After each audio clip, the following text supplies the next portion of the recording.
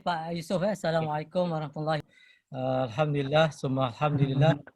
Bersyukur kita kepada Allah SWT dan selawat dan salam kepada junjungan besar kita Nabi Muhammad SAW, Pak Yusof Abdul Rahman, sahabat saya yang lama, sudah lebih 10 tahun kita bersahabat. Pak Arif Zamhari selaku ketua program dan juga rakan narasumber Prof Zainal Hasibuan dan sahabat-sahabat di Indonesia. Assalamualaikum warahmatullahi wabarakatuh. Waalaikumsalam. Waalaikumsalam warahmatullahi wabarakatuh. Tajuk saya ini Integration Knowledge, ICT and Islam. Tapi saya prepare 75 slide. Kalau ikut 75 slide ini 1 jam setengah gitu. Tapi saya akan pendekkan. Saya tengok hanya yang lain saya akan skip dan saya akan yang mana tak penting. Ini background saya tadi dan ini kontennya saya akan bicara soal social dilemma. Apa itu social dilemma? Kerana ini perkataan daripada social media, tapi dilema kerana orang yang mengasaskan social media itu sendiri rasa kebimbangannya, merasa kerisauannya, kekoterannya. Jadi ini daripada orang yang buat Facebook, Google, Twitter dan sebagainya. Jadi ini masalah yang dihadapi oleh mereka sekarang. Tapi ini saya ambil contoh Presiden Trump sendiri telah menipu ataupun misleading claims 23 kali sehari, almost 1 kali 1 jam. Ini di report atau dicatat oleh Washington Post. Ini kalau kita tengok bagaimana social media dia boleh menginterpretasinya pelbagai. Ini Prince William, kalau kita tengok ini kurang sopan. Tapi sebenarnya kalau kita tengok dalam gambar ini, beliau menunjukkan 3 jari. Jadi angle bagaimana kita mau melihat satu perkara. Jadi of course kita akan lihat dari perspektif Islam. Dan kita tahu di dunia barat ada satu term dipanggil fakery. Yakni mereka tidak jual roti bakery tapi menjual fakery fake news. Dan studi yang dibuat oleh MIT bahawa fake news travel 6 kali pantas cepat daripada berita benar. Okey, ini Zoom. Kita tahu masalah Zoom sekarang ini kerana COVID-19 peningkatannya begitu tinggi. Jadi soal Zoom penggunaan ICT ini amat meningkat atau mendadak sekali. Jadi ini buku saya juga menyarankan buku ini boleh di-download free daripada Tripartite. Bukunya namanya Muslim Societies in Post-Normal Time, published last year oleh Profesor Ziadun Sada, Jody Sierra dan Scott Jordan. Dia membicarakan bagaimana kita nak dunia Islam menangangi masalah-masalah baru sama ada environment, ekonomi dan sebagainya. Dan antara tajuknya Artificial Intelligence dan juga social media. Dan beliau mengatakan bahawa social media ini menggabungkan timur dan barat, utara dan selatan, tapi dalam masa sama melalui Facebook dan juga WhatsApp, Twitter, tadi dalam masa yang sama, ia juga memecah belahkan, menyatu dan juga memecah belahkan. Facebook juga membawa jodoh orang kahwin through Facebook, tetapi juga Facebook juga menjadi lawyer perceraian. Jadi itu yang membimbangkan. Dan apatah lagi dengan kemajuan artificial intelligence. Dan Stephen Hawking, seorang yang tidak mempercayai agama, beliau mengatakan bahawa humanity was entering an increasing dangerous period of history. Bahawa Stephen Hawking ini mengatakan bahawa kemanusiaan telah melampau menempuh satu masalah yang paling amat bahaya dalam sejarah kehidupan manusia. Kerana dia khawatir tentang super smart artificial intelligence. Sorry, Prof. Ozan. Ya. Mungkin slideshow, Prof. Ozan. Slideshow, okey. Make it bigger. Bigger ya. Ya. Okey, tidak apa make it bigger ya. Tidak terlalu kecil bagi di slide saya mungkin. Okey. Alright.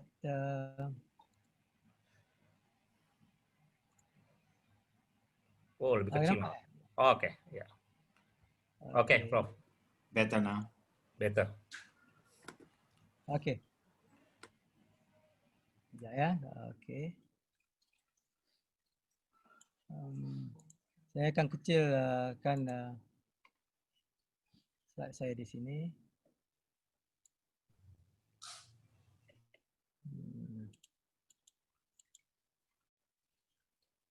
Okey, ini dalam Prof Ziauddin Sadar mengatakan bahawa dunia Islam sepatutnya lebih merasai isu-isu social justice, income disparity, employment, environment, technological dan cultural disruption.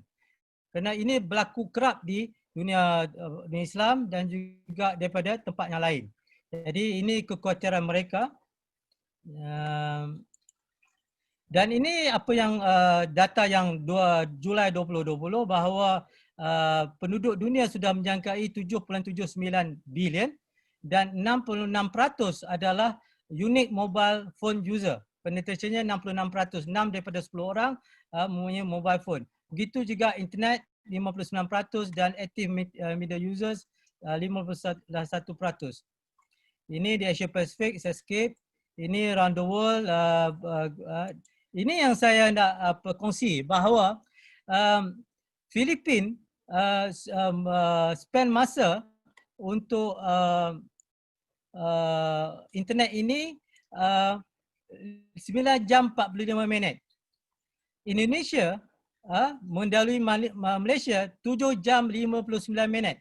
Yakni 1 minit kurang pada 8 jam. Mana kata kalau 8 jam, 1/3 dari kehidupan seseorang Indonesia menghabiskan masa dalam dunia internet. Malaysia 7 jam 57 minit belakang Malaysia.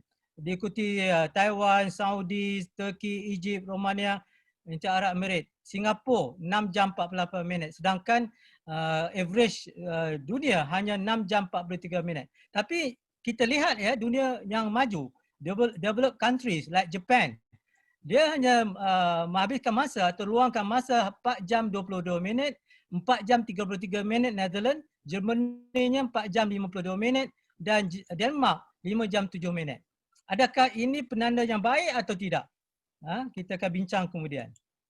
Ini social media di Indonesia, 160 juta penduduk Indonesia yang social media users compared to total population 59%, tetapi percentage yang active social media users using mobile phone adalah 99%.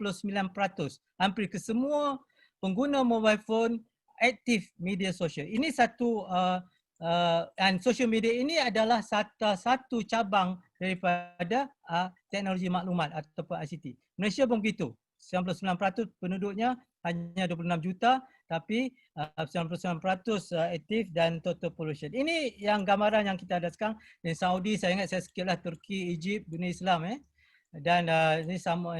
Okey, apakah itu social dilemma? Saya akan skip, saya terus. Ini Tristan Harris. Dia bilang bahawa if something a tool is genuinely just sitting there waiting patiently. If something is not a tool, it's demanding things from you. It's seducing you. It's manipulating you. It wants things from you. We move from a tools-based technology environment to an addition and manipulation-used technology environment. Social media isn't a tool waiting to be used. It has own goal. It has own means pursuing them by using psychology against you. We know MIT studies say that fake news spread 6 times faster than true news. This Tristan Harris. Tristan Harris ini bekas Google, former design ethics of Google, sekarang ni co-founder Human Technology. Dan bukan beliau saja. Ini Jaron Lanier. Dia mengatakan saja Pak Yusof dan Pak Arif bahawa orang ketiga di sini, a sneaky third person who's paying to manipulate those two people. Beliau mengatakan kalau ada 2 orang connect dalam dunia media sosial ini, mawa ada orang ketiga. Ketiga itu hanya akan manipulate. Teringat saya bahawa hadis Rasulullah SAW bahawa kalau orang itu berdua tanpa mahram, orang yang ketiganya syaitan. Tapi dia tak identify lah sebagai syaitan di sini. Okey. Dan ini daripada the Facebook venture capitalist. dia kata bahawa the manipulation by third party is not hack. Malah dia menggunakan algoritma yang Facebook pakai. Okay. Dan ini quite interesting. Daripada dia panggil namanya Justin Ronstein, ya. Justin Ronstein ni bilang dia ni former engineer of Facebook dan Google. When we were making the like button, our entire motivation was, can we spread positivity and love in the world? The idea that fast forward to today and teens would be getting, the idea of that fast forward to today and teenagers or teens will be getting depressed when they don't have enough likes, or it could be leading a political polarization was no way on our radar. Jadi tujuan niatnya baik, Justin beritahu bahawa ini former engineer Facebook dan Google untuk menyebarkan positive thinking. Banyak like jadi banyak orang happy, gembira. Tapi malahnya bila orang tak cukup like, dia depressed. Ini yang sebaliknya. Tujuannya baik tapi bila dijayakan, diimplementasikannya, maka ia terbalik ya tujuannya. Profesor Shoshana Zuboff mengatakan bahawa social media is the market place that trades human. Ini orang yang mengasaskan social media itu sendiri. Okay, next is where is it next? Yeah, here you go. Okay, then everything you are doing online is being tracked, watched. Every single action you take is monitored. Dan ini Sandy Perikilas, former Uber dan Facebook. Dia bilang bahawa the only handful of people of these companies who understand how this algorithm work. Dan dia kata sometimes the developer themselves do not understand. They almost lost control over the system because they are controlling the information we see. They are controlling us more than we are controlling them. Ini Sandy Perikilas, former operation manager Facebook dan Uber. Okay. Okay, ini Profesor Andrew Lamberg. Dia mengatakan bahawa social media ini adalah dadah, is a drug. Dan buku yang buku Glow Kids. Glow Kids adalah Profesor Nicholas Quadaras mengatakan bahawa e-sport atau e-games adalah digital drug. Okay. Dan Profesor Jonathan Head mengatakan bahawa a whole generation is more anxious and more fragile and more depressed. Ini pelbagai. Okay, now kita balik apa solusinya. Ini saya akan balik filosofi of ICT based on Al-Quran. Dan saya letakkan surah Al-Alaq ayat 1 hingga 5 bahawa Allah SWT ayat pertama yang diturunkan kepada Rasulullah SAW sudah bicarakan soal kalam. Dan kalam ini gunanya untuk apa ya kalam? Untuk menulis, menyimpan dan menyimpan maklumat. Apakah teknologi yang menulis dan menyimpan maklumat? Boleh menjadi mobile phone, boleh jadi komputer, boleh jadi Facebook, boleh jadi Twitter dan boleh menjadi pelbagai. Tapi dengan syarat ya, Iqra bismi rabbikal ladzi khalaq. Bacalah dengan nama Tuhan kamu yang menciptakan. Iqra bismi rabbikal ladzi khalaq. Khalaqal insana min 'alaq. Iqra wa rabbukal akram. Alladzi 'allama bil qalam, 'allamal insana ma lam ya'lam. Di sini Allah mengingatkan kita. Kita boleh baca, kita boleh buat inovasi, research, guna develop system tapi dengan nama Allah yang menciptakan. Iqra bismi rabbikal ladzi khalaq. Dan mengingatkan kita daripada mana? Iqra bismi rabbikal ladzi khalaq. Khalaqal insana min 'alaq. Kita ini daripada seketul darah. Dan Allah mengingatkan kita Allah ini akram dan dia mengajar kita alladzi 'allama bil qalam 'allamal insana ma lam ya'lam. Allah yang mengajarkan kita bagaimana menggunakan kalam. Kita tahu kalam ini menulis, menyimpan dan menyebar maklumat. Apakah mobile phone ini tidak menulis, menyimpan dan menyebar maklumat? Adakah Facebook tidak menulis, menyimpan dan menyebar maklumat? Adakah Twitter dan sebab pelbagai lagi? What have not? Everything, all this new technology is to write, to store and share knowledge. Jadi saya selalu merefer ataupun tanya merujuk kepada tokoh-tokoh agama ya. Adakah ini kita boleh andaikan bahawa kalam itu sebenarnya juga adalah teknologi komputer. Dan banyak yang guru-guru saya mengatakan ya Fauzan kita boleh, tetapi jangan kita kata bahawa kalam itu mesti komputer. Kalam tu maybe komputer, kemungkinannya komputer. Okey. Kita agak menarik ayat ini ya, kalau kita tengok sampai habis. Kalla la tuti'hu wasjud waqtarib. Ini final analysisnya, kita sujud dan kita dekat dengan Allah Taala. Kita taat dengan Allah Taala. Dan terjemahannya kalau kita tengok di sini bahawa bahawa Allah mengingatkan kita bahawa manusia ini transgress, merasakan dia untuk dia melampau, dan kerana dia merasa sudah cukup, tapi Allah mengingatkan kita ini kepadanya kita kembali. Ya. Dan bahawa Allah mengingatkan itu takwa. Dan Allah ini quite interesting di mana Pak Yusof di mana saya studi pelajar saya tahun keempat telah buat satu research di mana beliau dan namanya Rumaysha daripada Turki. Dia bagaimana buat research kalau lie detector ni selalu tak di tangan ya. Ini barat punya lie detector. Tapi Rumaysha buat satu projek ICT meletakkan lie detector ni di ubun-ubun kerana ayat ini. You should drag him follow or lying follow, sinning follow. Kerana orang yang bohong itu akan ditarik ubun-ubunnya. Kita selalu tengok orang tarik dengan kakinya di bawah, kepala di atas. Tapi kepala ubunnya di hari akhirat ditarik ke bawah. Jadi ini yang ditonjolkan. Jadi dia bila buat research ini mendapati sistemnya itu lebih tepat kerana orang yang berbohong dia punya sensornya itu lebih tepat membaca daripada yang di tangan. Ini yang dinamakan integrasi research dalam Islam itu. Okey.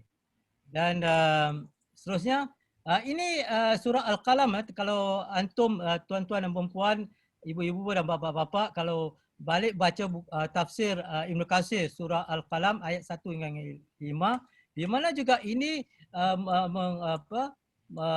kaitkan dengan kalam, nun, by the pen and what they inscribe. Lepas itu Allah juga kaitkan dengan great moral character, dengan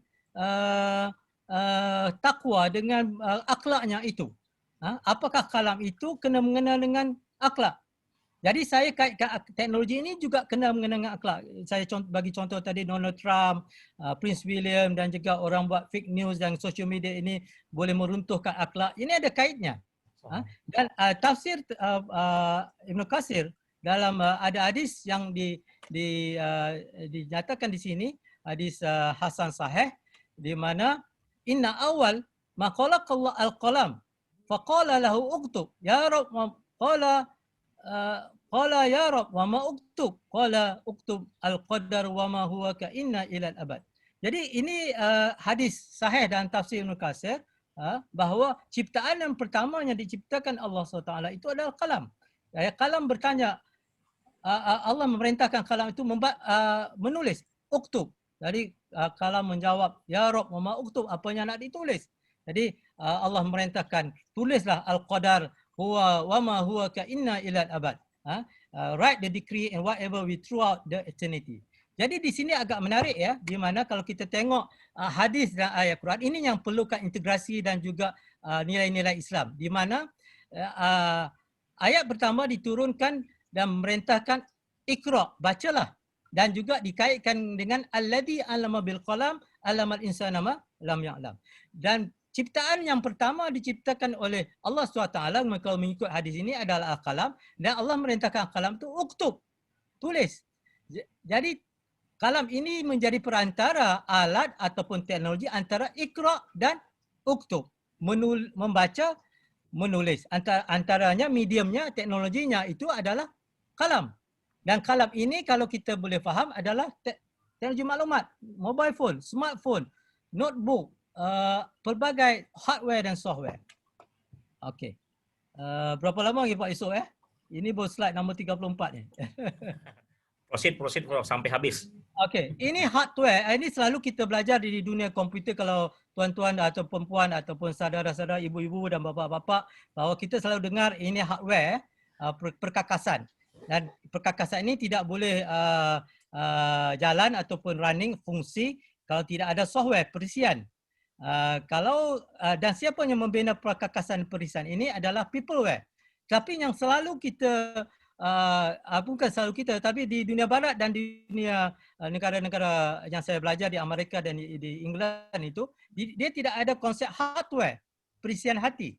Tapi saya memperkenalkan dalam buku saya ini ICT Islam. Ini contoh yang saya, ini buku ICT Islam, antara buku yang saya tulis, dan ini buku knowledge management. Jadi dalam Islamic perspektif, dan ini buku apa nama pengurusan tauhidik atau pengurusan dalam Islam.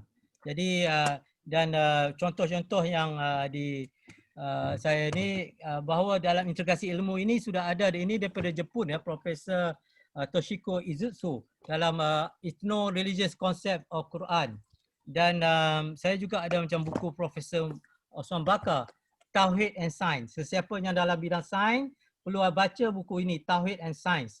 Bagaimana kita nak relate tauhid dengan sains dan teknologi. Okey, balik pada perisian hati ini, qalbun salim dalam bahasa Arabnya. Qalbun salim. Dan kita dah mengikut hadis Nabi bahawa ada sekutu daging di dalam badan kita. Kalau sekutu daging itu baik, maka seluruh badan itu baik. Tapi kalau sekutu daging itu busuk atau rosak, seluruh badannya rosak. Itu dinamakan Allah SWT hati, atau Rasulullah mengatakan itu hati. Hati ini dalam bahasa Melayu Indonesianya jantung ya, bukan hati yang kecil. Jantung tu yang pam itu. Okey. Dan di sini Profesor Thompson beritahu bahawa jenis orang insan ini dia kata dalam learning experience, dia kata kita mulakan dengan data, proses data become information, information that has knowledge become wisdom. Dan dia kata choice is intelligence in between. Dia mengatakan bahawa kalau ada wisdom dia ada compassion, tapi saya tambah kalau ada wisdom dia ada merciful. Saya nak tanya bahawa ataupun saya nak beritahu bahawa the most merciful and most compassionate, yang maha pengasih dan maha penyayang adalah Allah SWT.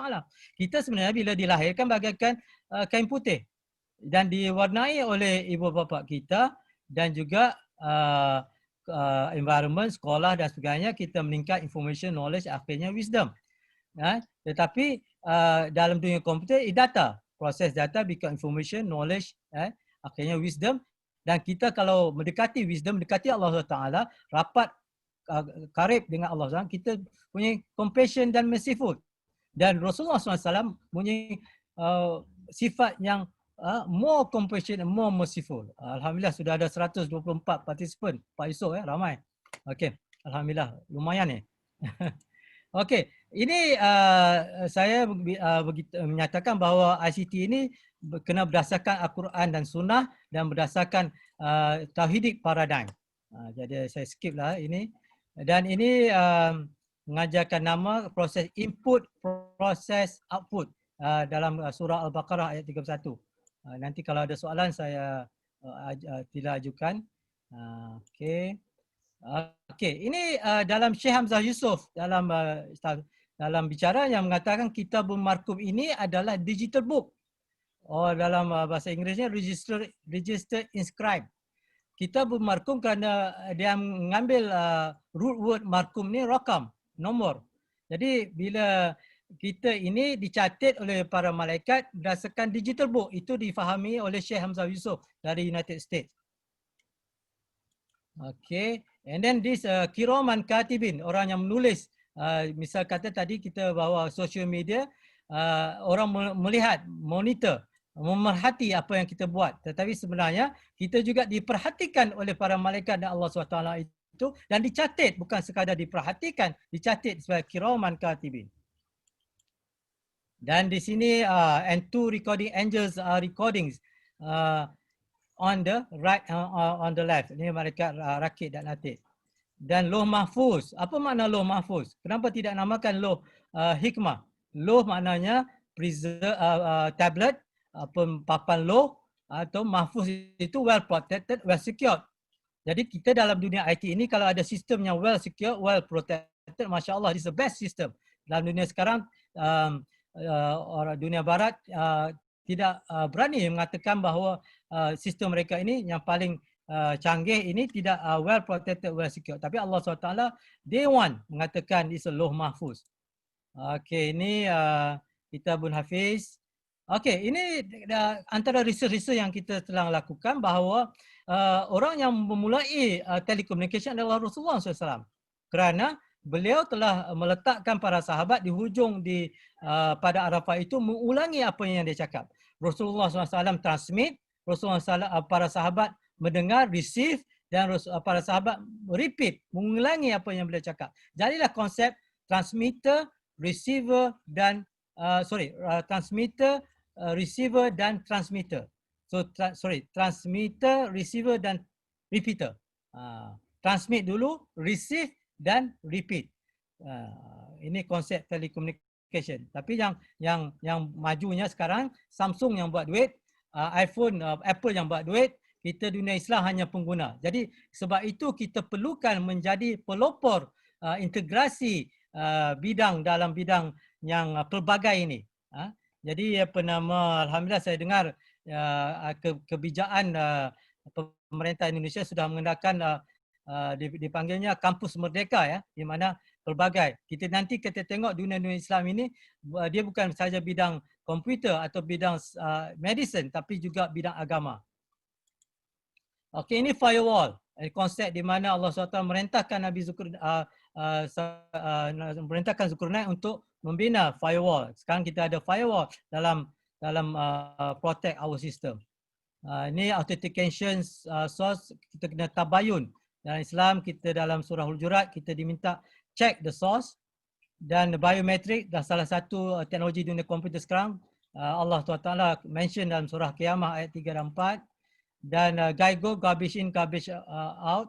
Proses masuk, enter, input garbage, proses garbage, output pun garbage. Ini kerana sebab itu dalam masa Ramadan kita baik kerana inputnya semua baik. Tarawih, tadarus dan kita jaga makan kita, tidak mengumpat dan sebagainya. Jadi kita proses pun baik dan akhlak kita menjadi baik. Ini quite interesting surah Yasin di mana Allah SWT menyatakan A'udzubillahi minasyaitonir rajim, bismillahirrahmanirrahim. Al-yawma naqtumu ala afwahihim wa tukallimuna aydihim wa tashhadu arjuluhum bima kanu yaksibun. Di mana hari that day Allah akan seal over the mouth, akan mulut dikunci, yang akan bercakap adalah tangan, yang akan menyisaksi adalah kaki. Ini kita tengok bagaimana teknologi Allah SWT. Ini 1 gram DNA yang diletakkan dalam satu CD-ROM. Ini Profesor Dr. Lord Brassey dari North Carolina University mengatakan bahawa 1 gram DNA ini sama dengan 163,000 abad, centuries. Ya, ini kalau kita mau dengar 1 gram DNA ini, inilah storage capacity-nya. Tetapi bila saya tanya berat badan apakah berat DNA kita, itulah berat badan kita. Kalau kita 62 kilo, 70 kilo, 70 kilo. Kalau 70 kilo berapa banyak storage yang boleh simpan. Itulah teknologi Allah SWT yang lebih menjangkau daripada pemikiran kita. Okey, ini kes Ain Nebula.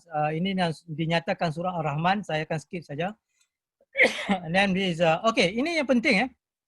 Mengikut Profesor Meraiti, orang yang mengasaskan kriptografi adalah Yusuf Al-Kindi. Yang Yusuf Al-Kindi ini adalah pengarah House of Wisdom, Baitul Hikmah. Dia adalah mathematician, pentadbir.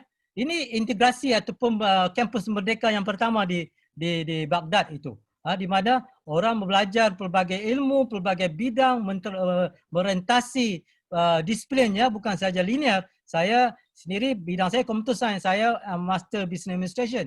PhD saya IT policy dan saya sekarang ini minat dalam bidang-bidang agama, ICT Islam yang kaitkan Al-Quran dan hadis dalam dunia teknologi maklumat. Ini bagaimana Yusuf Al-Kindi dia mencipta frequent analysis. Jadi sekarang ini daripada Yusuf Al-Kindi ini kita terjadinya encryption, decryption, cryptocurrency, blockchain dan Bitcoin. Saya tak ada masa untuk ulas tapi kalau ada soalan saya akan perincikan. Imam Syafi'i hafal Quran umur 7, Imam Malik memeras Imam Malik 10 tahun dan 15 tahun. Dia boleh bagi fatwa, dia hanya 1/3 saja dia belajar, dan 1/3 dia tidur, 1/3 dia buat amal ibadah. Dan Al-Biruni dia bukan saja